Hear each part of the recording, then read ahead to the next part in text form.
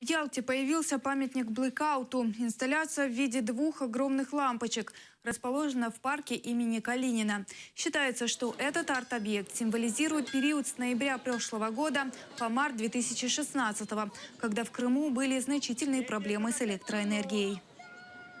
Ялта – один из тех регионов, который понес, наверное, максимальные потери ввиду того, что мы являемся конечной точкой поставки энергии, в общем-то, и в связи с изношенностью сетей и непродуманностью политики градостроительной в свое время, ну и, естественно, массовостью нарушений. Как следствие, да, то есть пережили достаточно сложный период, этому предшествовала идея как-то увековечить, запечатлеть те месяцы, я бы сказал, переживаний, те месяцы лишений, определенной сложности, напряженной такой жизни в нашем регионе.